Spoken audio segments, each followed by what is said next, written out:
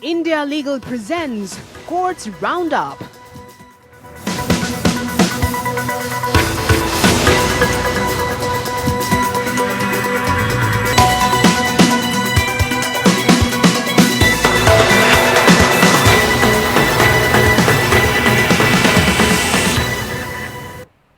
नमस्कार, आप देख रहे हैं कोर्ट्स राउंड अप। मैं हूं आपके साथ प्रियंका। इस बुलेटिन में अगले आधे घंटे हम आपको कोर्ट से जुड़े हुए तमाम छोटी बड़ी खबरों से रूबरू करवाएंगे। कोर्ट की कार्यवाही और सुप्रीम कोर्ट से लेकर हाई कोर्ट और लोअर कोर्ट तक के फैसलों को आपके सामने रखेंगे। आगे बढ़ने से पहले नजर डाल लेते हैं हेडलाइंस पर। कोरोना काल में प्रवासी मजदूरों को लेकर सुप्रीम कोर्ट ने जताई चिंता। कहा किसी आदेश पर अमल नहीं हुआ। दिल्ली, यूपी, हरियाणा को प्रवासी श्रमिकों के लिए सूखा राशन, परिवहन, सामुदायिक रसोई उपलब्ध कराने का दिया निर्देश। असम एनआरसी समन्वयक ने फिर से सत्यापन के लिए सुप्रीम कोर्ट का किया रुख। कहा ड्राफ्ट एनआरसी में गंभीर त्रुटियां, पात्रों को छोड़ दिया गया है, अपात्र हैं शामिल। जस्टिस रमन्ना ने लॉन्च किया पत्रकारों के लिए मोबाइल ऐप। अब निर्णयों का मिलेगा संक्षिप्त सारांश। पत्रकारों को मान्यता देने की नीति पर भी दिशा निर्देश जारी। ऑक्सीजन सिलेंडर जमाखोरी मामले में आप विधायक इमरान हुसैन को दिल्ली हाईकोर्ट से मिली क्लीन चिट। दिल्ली सरकार ने पेश किया हलफनामा। कहा दिल्ली सरकार के कोटे की ऑक्सीजन का इस्तेमाल नहीं किया गया।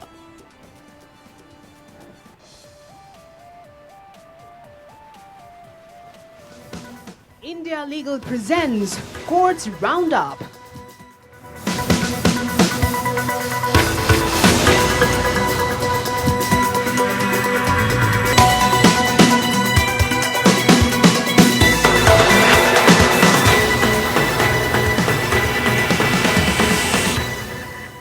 कोविड काल में प्रवासी कामगारों को हो रही परेशानी पर सुप्रीम कोर्ट में सुनवाई हुई। सुप्रीम कोर्ट ने कहा कि जो प्रवासी मजदूर पिछले साल अपने गांव वापस चले गए थे और जो शहर में वापस आ गए हैं, उनके लिए रोजगार या फिर खाने पीने का साधन होना चाहिए। कोर्ट ने यह भी कहा है कि दिल्ली एनसीआर में सामूहिक रसोई बनाई जाए जिससे कि कोई भी भूखा न रहे। सुप्रीम कोर्ट ने दिल्ली, यूपी, हरियाणा को प्रवासी श्रमिकों के लिए सूखा राशन, पारिवारिक साथ ही परिवहन, सामुदायिक रसोई उपलब्ध कराने का भी निर्देश दिया। और कोर्ट ने यह भी कहा है कि प्रवासी मजदूरों की दशा और उनके लाभकारी योजनाओं पर राज्य सरकारों को 1 हफ्ते में जवाब देना होगा।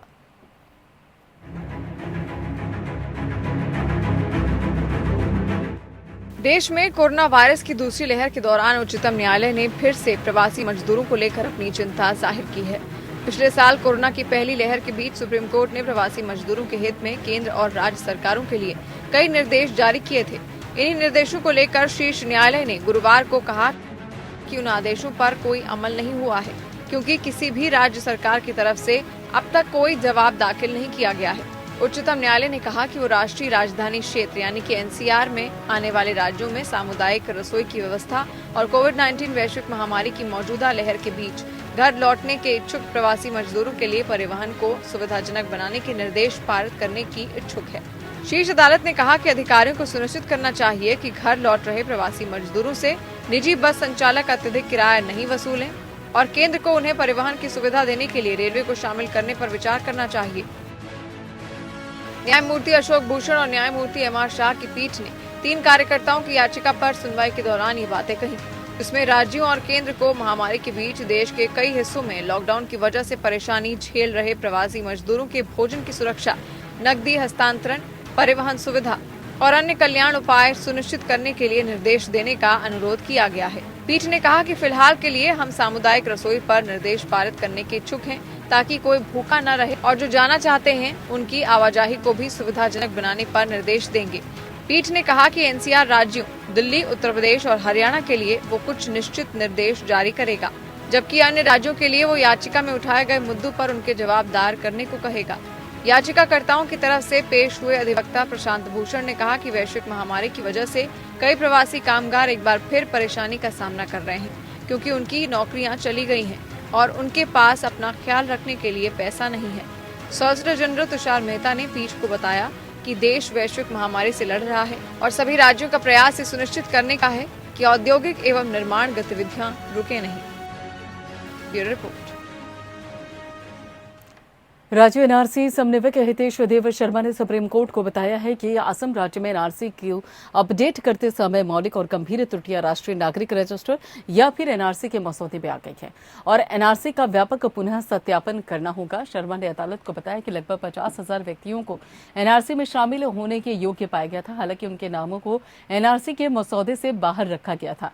और इसी तरीके से आवेदन में यह भी कहा गया है कि कामरूप जिले के लगभग 30,684 लोगों को पूरक मूल एनआरसी में शामिल किया गया है, जो कि मूल निवासी श्रेणी के अंतर्गत 7,446 अपात्र पाए गए, जबकि 23,345 व्यक्ति मूल निवासी श्रेणी के अलावा अन्य ग्राउंड के लिए योग्य पाए गए।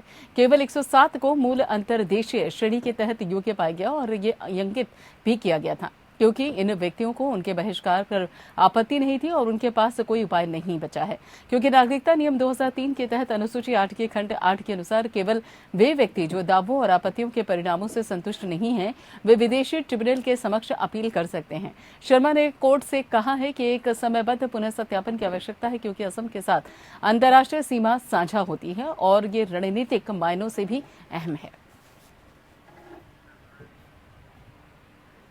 देश के मुख्य न्यायाधीश जस्टिस एनवी रमन्ना ने सुप्रीम कोर्ट के पत्रकारों के लिए एक मोबाइल ऐप का उद्घाटन किया। इस मौके पर उन्होंने बताया कि पूरे देश के साथ साथ न्यायपालिका से जुड़े लोग किस तरीके से कोरोना से प्रभावित हुए हैं। मुख्य न्यायाधीश द्वारा दिए गए आंकड़ों के मुताबिक देश भर में अब तक 2,768 जुडिशियल ऑफिसर और साथ ही 106 हाईकोर्ट जज कोरोना पॉजिटिव हो चुके हैं, जबकि 2 राज्यों के हाईकोर्ट से अभी आंकड़े नहीं आए। ऐप में इंडिकेटिव नोट्स नामक इस नई सुविधा का उद्देश्य एक आसान प्रारूप में आसानी से समझ में आने वाले निर्णयों के संक्षिप्त सारांश प्रदान करता है। ये मीडिया व्यक्तियों और आम जनता के लिए एक उपयोगी संसाधन के रूप में काम करेगा, जो न्यायालय के फैसलों के बारे में बेहतर जानकारी चाहते हैं। मीडिया के संबंध में व्यक्तियों को मान्यता प्राप्त करने की नीति को और युक्ति संगत बनाने के निर्देश भी दिए गए। जस्टिस रमन्ना ने कहा कि मैं सुप्रीम कोर्ट की कार्यवाही का सीधा प्रसारण करने के प्रस्ताव पर भी सक्रियता से विचार कर रहा हूं। हालांकि इस संबंध में ठोस कदम उठाने से पहले मैं कोर्ट में अपने सहयोगियों के बीच आम सहमति लेने की योजना बना रहा हूं। सुप्रीम कोर्ट और मीडिया के बीच में संपर्क का एक बिंदु होने के लिए एक वरिष्ठ अधिकारी को नियुक्त करने पर भी विचार किया जा रहा है। वीडियो कॉन्फ्रेंसिंग के द्वारा आयोजित इस मोबाइल ऐप के लॉन्चिंग कार्यक्रम में शामिल justice DY Chandrachud corona positive हुए हैं। वो सुप्रीम कोर्ट के ई कमेटी के इंचार्ज हैं। जस्टिस रमन्ना ने उन लोगों के परिवार के साथ संवेदना व्यक्त की जिनकी इस बीमारी से मौत हुई है।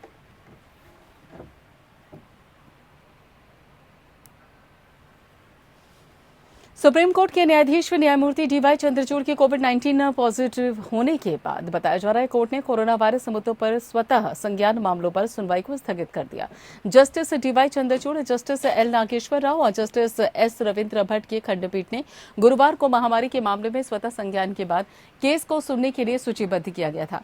सुप्रीम कोर्ट की वेबसाइट में प्रकाशित एक नोटिस में कहा गया है कि बेंच के न्यायाधीशों में से कोविड-19 टेस्ट में पॉजिटिव पाए गए, इसलिए स्वतः संज्ञान मामलों की सुनवाई को स्थगित किया जा रहा है। सुनवाई की नई तारीख बाद में अधिसूचित की जाएगी और इससे पहले 10 मई को सुप्रीम कोर्ट में वीडियो कॉन्फ्रेंसिंग को हैंडल करने वाले कंट्रोल रूम के सर्वर के डाउन हो जाने के चलते बेंच को सुनवाई स्थगित करनी पड़ी थी और इस बात पीठ ने मामले को अगली सुनवाई के लिए 13 मई को सूचीबद्ध किया था। 30 अप्रैल को पीठ ने केंद्रीय वैक्सीनेशन नीति, राज्यों को आवश्यक दवाओं के वितरण और ऑक्सीजन आवंटन के बारे में कई प्रासंगिक सवाल उठाए थे। पीठ ने एक प्रथम दृष्टया अवलोकन किया था कि केंद्र का वैक्सीनेशन अभियान नागरिकों के स्वास्थ्य के अधिकार के लिए हानिकारक है और इसे संविधान के अनुच्छेद 14 और 21 के जनादेश के अनुरूप में बनाने के लिए पुनर्विचार की आवश्यकता है। न्यायालय ने यह भी कहा कि केंद्र को कोविड-19 वैक्सीन और दवाओं पर अनिवार्य लाइसेंसिंग जैसे विकल्पों का पता लगाना चाहिए और निर्माताओं से वैक्सीन को केंद्र से खरीदा जाना चाहिए। इसके जवाब में केंद्र ने एक हलफनामा दायर किया था और इस हलफनामे में कहा गया था कि उसकी वैक्सीनेशन नीति विशेषज्ञों और हितधारकों के साथ व्यापक परामर्श के आधार पर तय की गई थी और इसलिए संविधान के अनुच्छेद 14 और 21 के अनुरूप है। ऑक्सीजन सिलेंडर की जमाखोरी के मामले में दिल्ली सरकार में मंत्री इमरान हुसैन को दिल्ली हाईकोर्ट से क्लीन चिट मिल गई। इमरान हुसैन मामले में दाखिल याचिका को हाईकोर्ट ने खारिज कर दिया है और दिल्ली सरकार ने कोर्ट में इस मामले में हलफनामा दाखिल किया। हाईकोर्ट में दिल्ली सरकार ने यह कहा कि इमरान हुसैन ने दिल्ली सरकार के कोटे की ऑक्सीजन का इस्तेमाल नहीं किया। दिल्ली सरकार ने कोर्ट को बताया है कि न तो इमरान हुसैन को न तो ऑक्सीजन का आवंटन किया गया था और न ही अपने कोटे से कोई सिलेंडर दिया गया है। उन्होंने अपने पर्सनल कैपेसिटी के आधार पर ऑक्सीजन की व्यवस्था की की थी और कोर्ट ने हलफनामे को रिकॉर्ड पर ले लिया है। इमरान हुसैन के वकील ने कहा कि वे कैबिनेट मंत्री हैं और इस तरह की याचिकाओं से शर्मिंदगी होती है, इससे लोगों की सेवा की भावनाएं आहत होती हैं। दिल्ली हाईकोर्ट ने कहा कि अगर नियमों या कानून का उल्लंघन नहीं हुआ हो तो इमरान हुसैन अपना काम जारी रखें। एमिकस ने कोर्ट को जानकारी दी गई। आप नेता इमरान हुसैन ने 10 ऑक्सीजन सिलेंडर किराए पर लिए थे और जिसकी तस्दीक कर ली गई है और साथ ही हुसैन द्वारा ऑक्सीजन रिफिल करवाने से जुड़ी हुई रसीद भी जांच ली गई है। साथ ही इन दोनों को कोर्ट में पेश कर दिया गया है। साथ ही दिल्ली सरकार की ओर से पेश हुए सीनियर एडवोकेट राहुल मेहरा ने जवाब दिया कि याचिकाकर्ता किसी भी पार्टी के किसी भी नेता के खिलाफ शिकायत दर्ज कराने के लिए स्वतंत्र है, लेकिन इसे स्थापित करना आवश्यक है।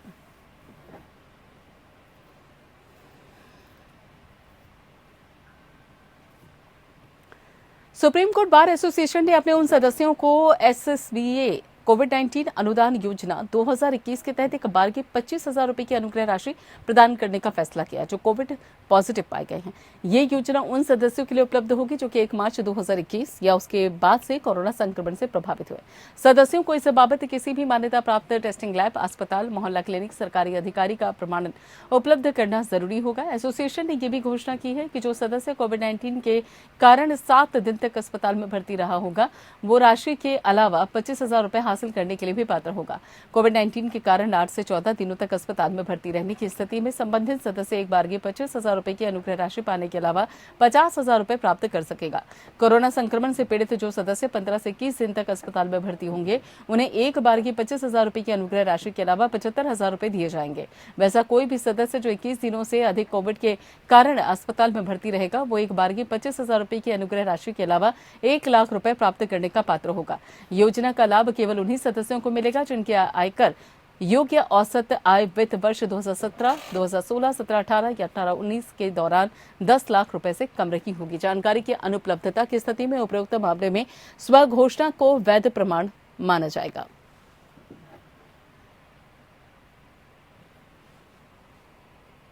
दिल्ली के खान मार्केट से बरामद ऑक्सीजन कंसंट्रेटर केस में आरोपी नवनीत कालरा को राहत नहीं मिली है। साकेत कोर्ट ने नवनीत कालरा की अग्रिम जमानत अर्जी खारिज कर दी। कालरा ने गिरफ्तारी से बचने के लिए अग्रिम जमानत अर्जी दाखिल की थी। फिलहाल छापेमारी के बाद से ही नवनीत कालरा अपने परिवार के साथ फरार है।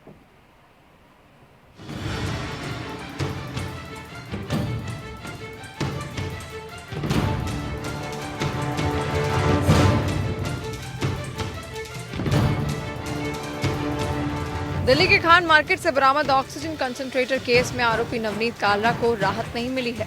साकेत कोर्ट ने नवनीत कालरा की अग्रिम जमानत अर्जी खारिज कर दी। कालरा ने गिरफ्तारी से बचने के लिए अग्रिम जमानत अर्जी दाखिल की थी। फिलहाल छापेमारी के बाद से ही नवनीत कालरा अपने परिवार के साथ फरार है। साकेत कोर्ट के अतिरिक्त सत्र न्यायाधीश संदीप गर्ग ने नवनीत कालरा द्वारा दायर की गई अग्रिम जमानत याचिका को खारिज कर दिया है, जिसे पुलिस द्वारा धोखाधड़ी, जमाखोरी और साजिश मामले का मुख्य आरोपी बनाया गया है। हालांकि इसी मामले में दूसरी कोर्ट से मैट्रिक्स सेल्यूलर के सीईओ गौरव खन्ना समेत 4 लोगों को जमानत दे दी गई है। साकेत कोर्ट में नवनीत कालरा की इसी अर्जी पर सुनवाई के दौरान कल वकील विकास पाहवा ने कहा था कि अगर उसकी गिरफ्तारी पर रोक लगा दी जाए तो वो 2 घंटे के भीतर पुलिस को जांच में सहयोग करने को तैयार है। उन्होंने कहा कि आजकल कोर्ट में दोषी साबित होने से पहले सोशल मीडिया में आरोपी को दोषी साबित कर दिया जाता है।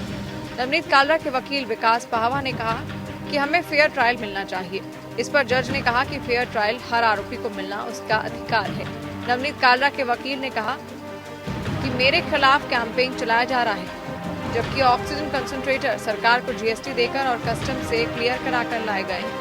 नवनीत कालरा के वकील ने कोर्ट को कहा था कि जब भी किसी भी चीज को सरकार की तरफ से आवश्यक वस्तु अधिनियम के दायरे में लाया जाता है तो उसका रेट तय कर दिया जाता है और अगर कोई भी व्यक्ति सरकार के तय किए गए रेट से ज्यादा वसूलता है तो ये अपराध की श्रेणी में आता है। लेकिन ऑक्सीजन कंसंट्रेटर का दाम तय नहीं किया गया है। कालरा के वकील का कहना था कि सुप्रीम कोर्ट से लेकर देश के हाई कोर्ट तक कह रहे हैं कि महामारी के इस वक्त में पुलिस अनावश्यक रूप से लोगों को गिरफ्तार न करे, लेकिन दिल्ली पुलिस कोर्ट के आदेशों का ही पालन नहीं कर रही है। इस मामले में गिरफ्तारी इसीलिए की जा रही है ताकि कोरोना काल में बाकी और चीजों से लोगों का ध्यान भटकाया जा सके। Bureau report. कोविड संबंधित दवाइयों की आपूर्ति को लेकर बॉम्बे हाईकोर्ट में सुनवाई हुई। अदालत ने हैरानी जताई कि आम लोगों को दवाइयां नहीं मिल रही हैं और रसूखदारों को लोगों में बांटने के लिए दवाइयां मिल जाती हैं। कोर्ट ने महाराष्ट्र सरकार से इस मसले पर जवाब तलब किया है।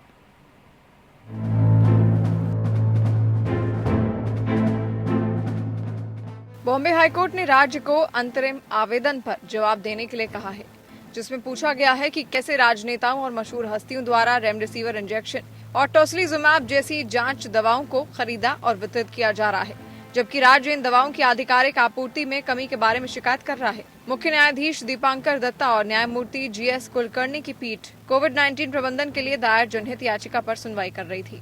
मामले में अधिवक्ता राजेश इनामदार ने कहा कि मरीजों ने ट्विटर के माध्यम से बॉलीवुड हस्तियों और राजनेताओं से संपर्क किया, जब वो वैध आधिकारिक माध्यमों से रेमडेसिविर इंजेक्शन पाने में विफल रहे। एडवोकेट राजेश ने कहा कि बॉलीवुड अभिनेता सोनू सूद और अकांपा के जीशान सिद्दीकी द्वारा 1 घंटे के भीतर रेमडेसिविर इंजेक्शन को वितरित किया जाना जैसे कई उदाहरण हैं। जस्टिस कुलकर्णी ने पूछा कि क्या इससे कालाबाजारी पर लगाम लगेगी? क्या ये जमाखोरी, अवैध स्टॉकिंग और अवैध वितरण है? पीठ ने इसके बाद राज्य से इन आरोपों का जवाब देने को कहा। एडवोकेट इनामदार ने कहा कि मुंबई के अस्पतालों में भी बोर्ड लगा हुआ है और उनके पास कोविड-19 रोगियों के इलाज के लिए रेमडेसिविर, टोसिलीजुमैब का कोई स्टॉक नहीं है और डॉक्टर रोगी के रिश्तेदारों पर दबाव बना रहे हैं कि वो बाहर से दवा खरीद कर लाएं। पीठ ने राज्य से पूछा कि कुछ लोगों का समूह, राजनेताओं आदि जो मरीजों को मनमाने ढंग से रेमडेसिविर वितरित कर रहे हैं, वो इसे कैसे खरीद रहे हैं। पीठ ने राज्य से पूछा कि उनके आदेशों का पालन क्यों नहीं किया जाता है और मरीजों को स्वतंत्र रूप से रेमडेसिविर खरीदने के लिए कहा जाता है। एडवोकेट इनामदार ने अपने आवेदन में कहा है कि ट्वीट करने के कुछ घंटों के भीतर रेमडेसिविर की शीशियां लोगों तक पहुंच जाती हैं।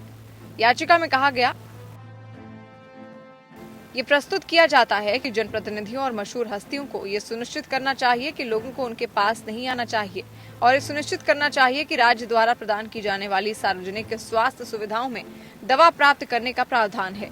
ये वास्तव में लोगों की सहायता के लिए है। इसके साथ ही राज्य को निर्धारित उचित माध्यमों और तंत्र से दवाओं की खरीद के लिए व्यक्तियों का मार्गदर्शन करें और दायित्वों को पूरा करने में राज्य की सहायता करें और किसी भी लाभ के लिए उन लोगों को राजनीतिक या व्यक्तिगत रूप से निर्भर न बनाएं। याचिका को एडवोकेट शाश्वत आनंद और एडवोकेट सैफ आलम ने तैयार किया है और एडवोकेट पंकज खंदारी ने दायर किया है। Bureau report. गुवाहाटी उच्च न्यायालय ने राज्य में कोविड-19 की स्थिति पर पिछले साल स्वतः संज्ञान याचिका पर दिए आदेश में संशोधन किया है और अधिकारियों को निर्देश दिया है कि वे उन विदेशी बंदियों को 5,000 रुपए के बॉन्ड और कोविड-19 की दूसरी लहर मद्देनजर 2 जमानत की बजाय 1 जमानत पर रिहा करें, जिन्होंने 2 साल की हिरासत की अवधि पूरी कर ली है।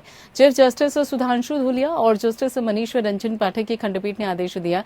न्यायालय ने निर्देश दिया कि उपरोक्त आदेश की तारीख से 48 घंटे के भीतर सभी जिलों के पुलिस अधीक्षकों, उन सभी जेलों के अधीक्षक और अधिकारियों जिनमें विदेशी बंदियों को बंद किया गया था, सूचित किया जाए। न्यायालय ने यह भी स्पष्ट किया है कि बंदियों को रिहा करते समय पिछले साल स्वतः संज्ञान रिट याचिका में पारित निर्देशों का पालन किया जाएगा।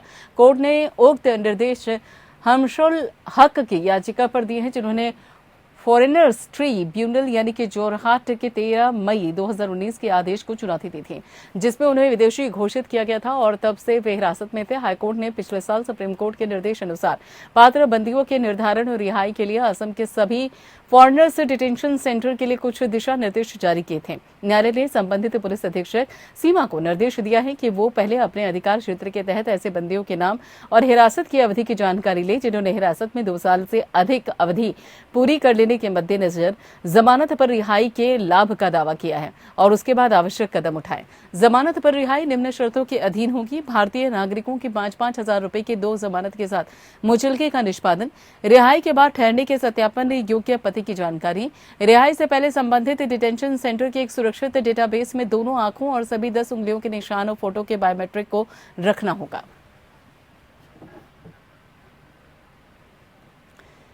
सुप्रीम कोर्ट ने मध्य प्रदेश उच्च न्यायालय की एकल पीठ और साथ ही डिवीजन बेंच के निर्णयों पर रोक लगा दी है, जिसके द्वारा नगर परिषद के कर्मचारी की तीसरी रिट याचिका में उसकी बर्खास्तगी के 20 साल बाद उसे पूरी मजदूरी के साथ फिर से बहाल करने के आदेश दिए गए थे। सुप्रीम कोर्ट ने इसे न्यायिक शक्ति की चौंकाने वाली कवायद कहा है। जस्टिस डीवाई चंद्रचूड़ और जस्टिस एमआर शाह की बेंच हाईकोर्ट के डिवीजन बेंच के 1 सितंबर 2020 के फैसले से उत्पन्न एसएलपी नगर परिषद द्वारा सुनवाई कर रही थी, जिसके द्वारा 20 फरवरी 2020 के एकल न्यायाधीश के आदेश को बरकरार रखा गया था, जिसे 1990 के बर्खास्तगी के आदेश को रद्द कर दिया था और प्रतिवादी को पूर्ण पीठ मजदूरी और परिणामी लाभों के साथ बहाल कर दिया था। प्रतिवादी कर्मचारी, जो कि नगर पंचायत की ओर एमपी में एक लोअर डिवीजन क्लर्क था, गबन के आरोप में 4 जून 1990 को बर्खास्त कर दिया गया। पीठ ने फैसला सुनाया, मेरी राय है कि याचिकाकर्ता को गलत तरीके से दंडित किया गया है, उसकी सेवाओं को गलत आधार पर समाप्त कर दिया गया और इसलिए इन्हें रद्द किया जाता है। कल न्यायाधीश ने उत्तरदाताओं को सभी परिणामी लाभों के साथ याचिकाकर्ता को सेवा में बहाल करने का निर्देश दिया और उसे बर्खास्तगी से बहाली की तारीख से मजदूरी भी दी गई है।